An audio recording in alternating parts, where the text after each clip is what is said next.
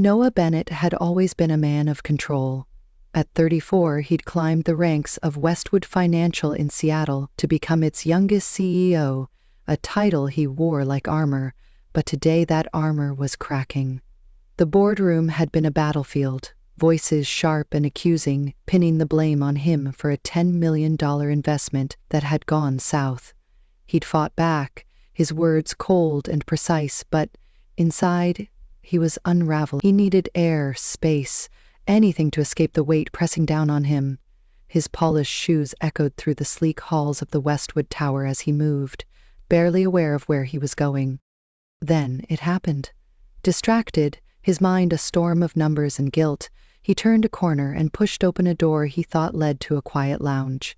Instead, he stepped into the women's bathroom on the executive floor, a space reserved for VIP guests. The air hit him first, warm and steamy, carrying the faint scent of lavender, and then his eyes caught her. Lila Hayes was there, submerged in a hot tub nestled against the tiled wall, her skin glistening under a thin layer of bubbles. Water lapped gently around her, splashing as she shifted, unaware of him. She was singing, her voice soft and haunting, a melody that trembled with sadness. Her eyes were closed, lashes wet, maybe from the steam, maybe from tears. Noah froze, his breath catching in his throat. He'd seen beauty before, but this was different, raw and unguarded, like stumbling into a secret he wasn't meant to know. His mind screamed at him to leave, but his feet wouldn't move. Then he coughed, a small, involuntary sound, and her eyes snapped open. They were wide, hazel and piercing, locking onto him with a mix of shock and fury. Water splashed as she jolted upright, bubbles sliding down her arms. "Who are you? Get out!" she yelled, her voice cutting through the steam. Noah stumbled back, heat rushing to his face. "I didn't mean to," he stammered, turning away, but her image burned into him, those eyes, that voice. "I'm sorry," he managed, his hand fumbling for the door. He stepped out, slamming it shut, heart pounding like he'd run a marathon. Leaning against the wall, he closed his eyes, trying to steady himself. "I've seen 1,000 faces," he thought, "but none like hers. She looked broken, yet untouchable, like a storm I couldn't escape." He should have left it there, walked away, forgotten it. But fate had other plans. The door swung open again, and there she was, wrapped in a towel, her wet hair clinging to her shoulders. She marched toward him, barefoot on the marble floor, her presence commanding despite her vulnerability. "Do you just barge into people's lives like this?" she demanded, her voice sharp but trembling. Noah straightened, forcing calm into his tone. "I didn't expect to find you, or anyone," he said, meeting her gaze. Up close, she was even more striking, her cheeks flushed, her lips parted in anger. There was something familiar about her, something he couldn't place. She crossed her arms, the towel slipping slightly, but she didn't flinch. "Well, you did," she snapped. "Next time, watch where you're going." She turned to leave, but as she did, a necklace slipped from her grip, hitting the floor with a soft clink. Noah bent to pick it up, his fingers brushing the cool metal. It was a simple chain with a pendant, a small W engraved on it, the same W that marked every Westwood Financial logo. "Wait," he called, holding it out. "This yours?"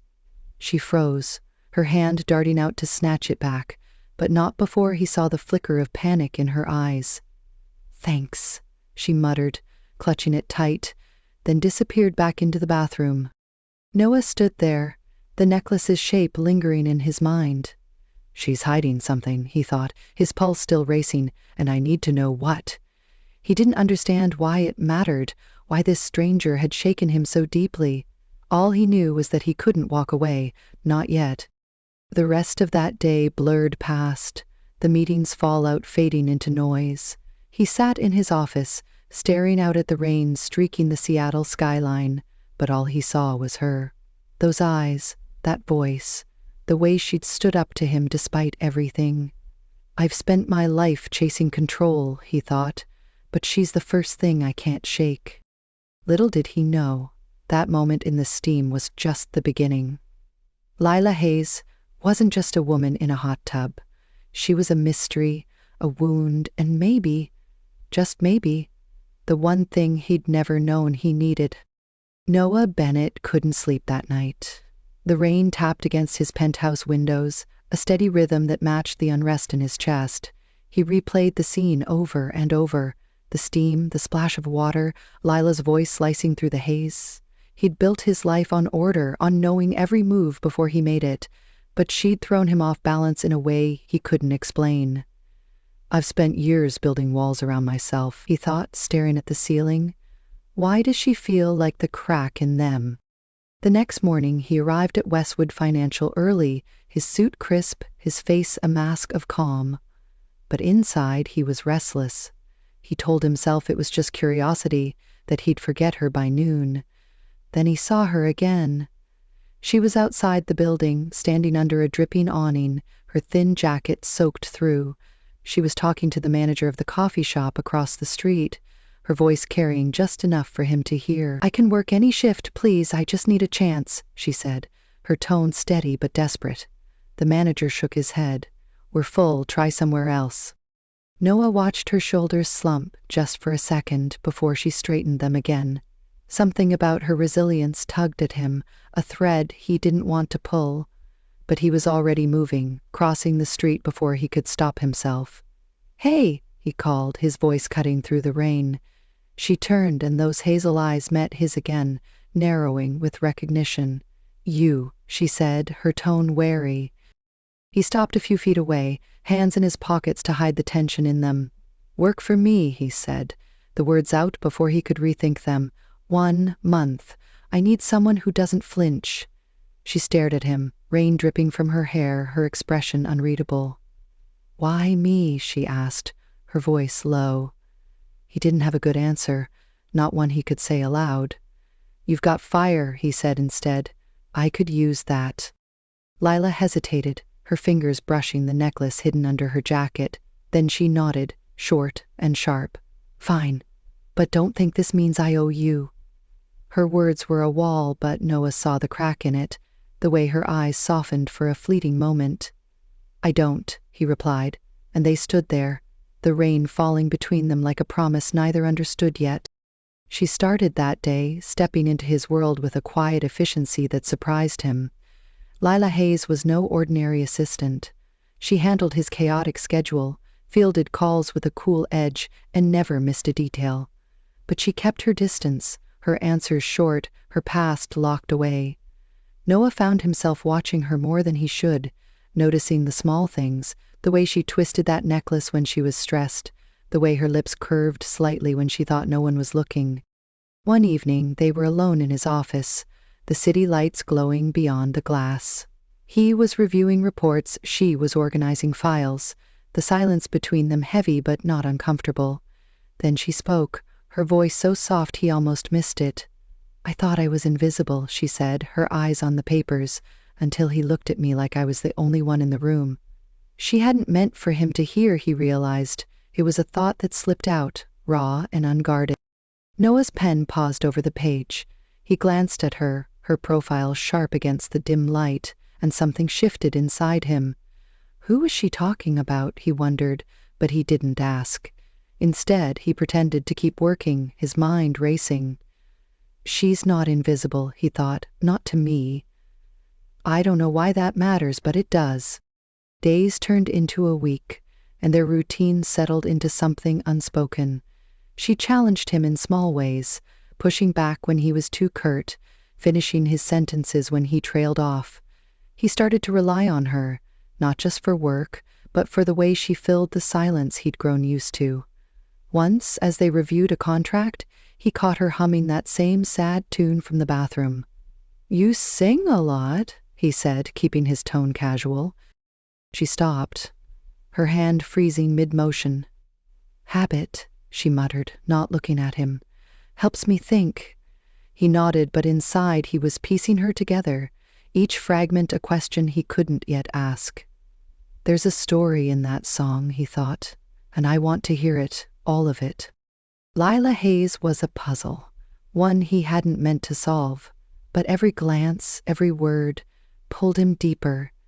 He didn't know it then, but she was already changing him, softening the edges he'd spent years sharpening.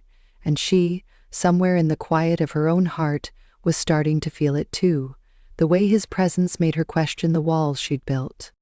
Noah Bennett had never been one for feelings. He'd spent his life measuring success in numbers, in deals closed and profits gained. But lately, Lila Hayes was rewriting that equation. 2 weeks into her temporary role as his assistant at Westwood Financial, she'd become more than a shadow in his office.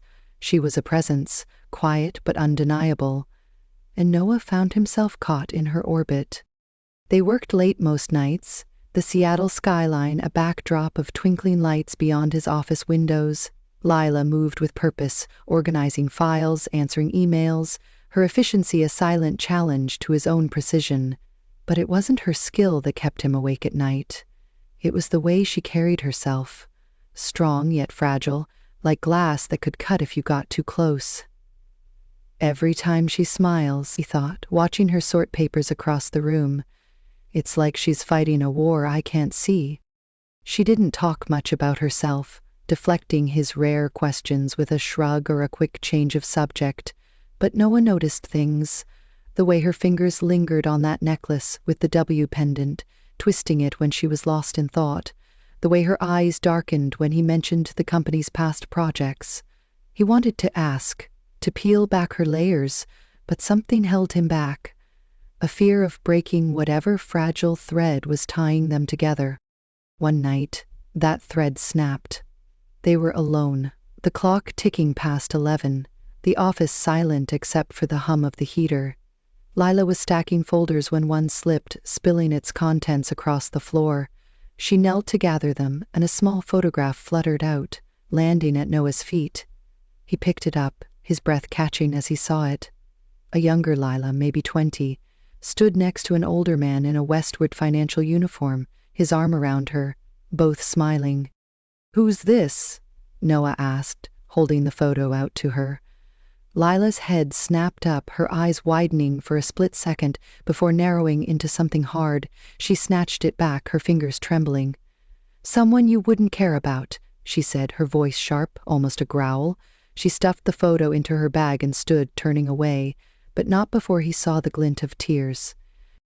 "Lila," he said, softer now, stepping closer. "I didn't mean to pry." She didn't respond, just kept her back to him, her shoulders rigid. The air felt heavy, charged with something unspoken. Then she spoke, her voice barely above a whisper. "You don't get it, do you? You sit up here running this place while people like him get forgotten." She grabbed her coat and walked out, leaving Noah staring after her, the photo's image burned into his mind. He couldn't let it go. The next day, he dug into the company archives, something he hadn't done in years. It took hours, but he found it, a report buried in a file marked Closed Incidents. James Hayes, a maintenance engineer, killed in a machinery accident 8 years ago. The details were sparse, a few lines about equipment failure, a settlement paid to his family. But Noah's stomach twisted as he read the fine print. A note from the safety team, ignored by management to cut costs. James had warned them, and they'd let him die. Noah leaned back in his chair, the report trembling in his hands. She's his daughter, he thought, the pieces clicking together. She blames us, blames me. He didn't know James hadn't been CEO then, but the guilt hit him anyway, a weight he couldn't shake. He thought of Lila's eyes, the pain behind them, and wondered what she'd come here to do. When she walked in later that morning, he watched her closely. She was quieter than usual, her movements mechanical, avoiding his gaze. He tried to focus on work, but his mind was elsewhere. She's not just here to survive, he thought. She's here for something more. He wanted to reach out, to say something, but the words wouldn't come. That evening they were alone again, reviewing a contract. The tension between them was palpable, a storm brewing beneath the surface. Noah broke the silence, his voice low. "You think I don't see you," he said, looking at her across the desk. "But I do, more than you know." Lila's pen stopped, her hand tightening around it. She met his eyes and, for a moment, he saw vulnerability there, raw and unguarded. "Then why does it scare me so much?" she replied, her voice cracking. He didn't have an answer, not one he could voice. Instead, he held her gaze, feeling the distance between them shrink, if only for a second. She's afraid of me, he thought, or maybe of what I'm starting to mean to her. He didn't know when it had happened, when she'd gone from a stranger in a hot tub to someone he couldn't imagine losing. Leila looked away first, her fingers brushing that necklace again. "I used to think I could outrun it," she said almost to herself. "The past, the pain. But it follows you, doesn't it?" Noah nodded, understanding more than she realized. "Yeah," he said quietly, "it does." They worked in silence after that, but it was different now, heavier, laced with something neither could name. Noah watched her, the way she tucked a strand of hair behind her ear, the way her lips pressed together when she was deep in thought. "I've been alone so long," he thought, "but with her, it's like I'm waking up." Lila felt it too, though she'd never admit it. Every time he spoke, every time his eyes lingered on her, it chipped away at the armor she'd built. "I came here to hate him," she thought, staring at the contract in her hands, "to destroy everything he stands for. So why does my heart ache when he's near?" She'd come to Westwood with a plan, to find proof of the cover-up, to make them pay. But Noah wasn't the monster she'd expected, and that terrified her most of all. Their connection was growing, fragile but real, a thread stretched tight between hate and something softer. Neither knew it yet, but the truth was coming, and it would test everything they were starting to feel. Noah Bennett couldn't keep pretending. The truth about James Hayes had been gnawing at him since he'd found that report, a shadow he couldn't outrun. 3 weeks into Lila Hayes' time at Westwood Financial, the air between them had thickened with unspoken words, a tension that felt like it could snap at any moment.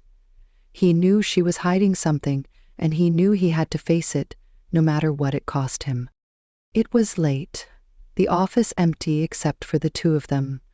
Rain pounded against the windows, a relentless drumbeat that matched the storm in his chest. Leila was at her desk, typing, her face a mask of focus, but Noah saw the strain in her eyes, the way her fingers hesitated over the keys.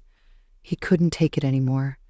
He stood, crossing the room, the report clutched in his hand like a weapon he didn't want to use. "Lila," he said, his voice steady but low, "we need to talk." She looked up, her hazel eyes narrowing, sensing the shift in him. "About what?" she asked, her tone guarded. He held up the report, watching her face as he spoke. "James Hayes, your father. I know what happened." The change was instant. Lila's mask shattered, her eyes widening, then hardening into something fierce. She stood, her chair scraping back, hands clenched at her sides. "You don't get to say his name," she spat, her voice trembling with rage. "Your company killed him, covered it up like he was nothing, and you stand there like it's just another day at work." Noah flinched, her words cutting deeper than he'd expected. "I didn't know," he said, stepping closer, desperate for her to hear him. "I wasn't CEO then, Lila. I found the report, saw what they did. He warned them and they ignored him. I'm sorry." His voice broke on the last word, raw and unguarded, but she shook her head, tears spilling down her cheeks. "Sorry doesn't bring him back," she said, her voice rising. "Sorry doesn't erase the years I spent wondering why I wasn't enough to keep him safe." She turned away, her shoulders shaking, but Noah couldn't let her go, not like this. He reached out, gently touching her arm. "I wasn't there then," he said, softer now. "But I'm here now, and I see you, Lila. I see you." She spun back, wrenching her arm free, her eyes blazing through the tears. "Don't," she snapped. "You don't get to see me. I thought I wasn't worth loving until you looked at me like I was your whole world, and I hate you for it." Her words hit him like a punch, stealing his breath. She grabbed the necklace from her neck, the one with the woo, and threw it at him. It clattered to the floor, a small, broken sound in the silence. Lila stormed out, her coat forgotten, leaving Noah standing there, the necklace at his feet. He bent to pick it up, his fingers closing around it, the metal warm from her skin. I've lost deals, money, trust, he thought, his chest tight. But losing her feels like losing myself. He sank into his chair, staring at the report, the rain blurring the world outside. He'd known she was hurting, but this was a wound he couldn't fix with words. The next day, he barely functioned. Meetings passed in a haze, his mind on her, on the anger and pain in her eyes. He went back to the archives, digging deeper, needing to understand. He found emails, memos, proof that the company had buried James' warnings to save a few dollars. Noah hadn't been there, but he was here now, and he felt the weight of it all. I didn't kill him, he thought, but I'm part of this machine that did, and she's right to hate me. He couldn't let her go without trying. That night, he drove to the address he'd found in her file, a rundown house on the edge of the city. Rain soaked his suit as he knocked, his heart pounding. Lila opened the door, her eyes red, a half-packed bag behind her. "What do you want?" she asked, her voice flat. But he saw the flicker of something, hope or fear, he couldn't tell. "I've lived my life alone," he said, stepping closer, rain dripping from his hair. "I built this empire, these walls, and I thought that was enough. But it's not, Lila. You walked in, and I've never felt so alive, so afraid. Don't make me go back to that emptiness." His voice cracked, his hands trembling at his sides. "I didn't know your father, but I know you, and I can't lose you." Lila stared at him, her breath uneven, tears mixing with the rain on her face. "I want to hate you," she said, her voice breaking, "but I can't. I came here to tear you down, to make you pay. But you're not him. You're not them." She took a step back, her hand on the door, ready to close it. "I need time," she whispered, and then she was gone, the door shutting between them. Noah stood there, rain pouring over him, her words echoing in his head. "She can't hate me," he thought, a spark of hope flickering through the ache. "But she doesn't trust me. Yet. And maybe she never will." He walked back to his car, the necklace still in his pocket, a piece of her he couldn't let go. Inside, Lila leaned against the door, her knees weak, her heart a mess of anger and longing. "I thought I'd lost everything," she thought, tears falling, "but he's making me feel again, and it hurts more than the hate ever did." She didn't know if she could forgive, didn't know if she could stay, but his words clung to her, a lifeline she wasn't ready to grab. The breaking point had come, and neither of them would be the same. Noah Bennett drove away from Lila's house, the rain a steady roar against his windshield. Her words echoed in his mind. "I want to hate you, but I can't," a fragile thread of hope tangled with the ache in his chest. He gripped the steering wheel, the necklace still in his pocket, its weight a reminder of her. He'd laid himself bare, something he'd never done, and now he was adrift, waiting for her to decide. "I've never begged for anything," he thought, the city lights blurring past. "But I'd beg for her if she'd let me." Lila Hayes stood inside, her back against the door, her breath uneven. The room was dim, her half-packed bag a silent witness to the chaos in her heart. She slid to the floor, tears streaming down her face, his voice replaying in her head. "I've lived my life alone. Don't make me go back to that." She clutched her knees, rocking slightly. "I thought I'd lost everything," she thought. "But he's making me feel again, and it hurts more than the hate ever did." She'd come to Westwood Financial to destroy it, to find justice for her father, but Noah had turned her plan upside down. He wasn't the cold tyrant she'd imagined. He was a man who saw her, who fought for her, and that terrified her.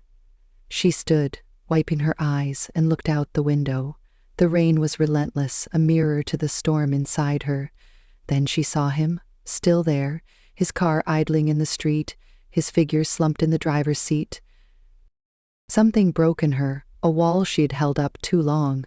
She grabbed her jacket and ran outside, the rain soaking her instantly. Noah looked up as she yanked open his car door, his eyes wide with shock. "Lila," he started, but she cut him off, climbing in beside him, her hands trembling. "I thought I'd never be enough," she said, her voice raw, "until you made me believe I was. I hate what happened, but I can't hate you anymore." Before he could respond, she leaned across the seat and pulled him close, her arms wrapping around his neck. Noah froze for a split second, then his hands found her waist, pulling her tighter. Their lips met, a desperate, rain-soaked kiss, tasting of salt and relief. The world outside faded, the storm nothing compared to the one they'd just survived. When they parted, breathless, Lila rested her forehead against his, her fingers tangled in his wet hair. "I thought I wasn't worth loving," she whispered, echoing her earlier pain. "But you changed that." Noah cupped her face, his thumb brushing her cheek. "You're worth everything to me," he said, his voice rough with emotion.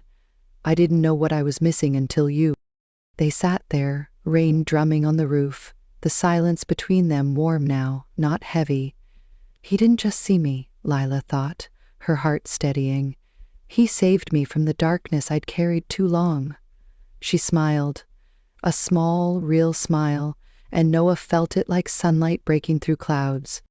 Days later, Noah stood before the Westwood Financial Board, the report about James Hayes in his hands. "We failed him," he said, his voice firm, "and we're going to make it right."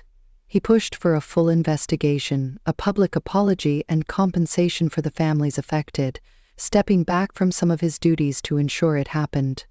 The board resisted, but he didn't care. He'd found something worth more than power. Lila stayed not as his assistant, but as his partner, her presence a quiet strength beside him. One evening they stood on his balcony, the city sprawling below, her hand in his. "You're my home now," she said, looking up at him, her eyes clear of the shadows that once haunted them. Noah squeezed her hand, a smile tugging at his lips.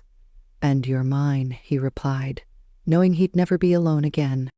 Their love had started with a mistake, a moment of shock in the steam, but it had grown through pain and truth into something unbreakable. They'd both been lost, but together, they'd been reborn. That's the story of Noah and Lila, a love that started with a shock and grew through pain into something beautiful. It began in the heat of a moment, an accidental glimpse that neither of them could forget, and it took them through storms, both outside and within. Noah, a man who thought he'd mastered his world, found his heart in Lila's hands, and Lila, who carried the weight of loss, discovered she could let it go for a chance at something real. Their kiss in the rain wasn't just an ending, it was a beginning, a promise that love can find you even when you're not looking. What did you think? Did their story touch you the way it touched me? I mean, who hasn't felt lost, only to find someone who makes the world make sense again? Drop your thoughts in the comments below. I'd love to hear them. Was it the moment Noah saw her in that hot tub? Or the way Lila ran to him in the rain that got you? Maybe it's how they turned pain into something stronger. Whatever it is, let's talk about it. If this story melted your heart, don't forget to hit that like button. It really helps us keep bringing you more. And if you're new here, subscribe and tap that bell so you never miss a tale from Emma's stories. We've got so many more waiting for you. Stories of love, heartbreak, and everything in between. Thanks for being here, for feeling this with me. Noah and Lila reminded us that sometimes the best things come from the unexpected. So until next time, keep believing in love, in second chances, and in the magic of a single glance. See you soon.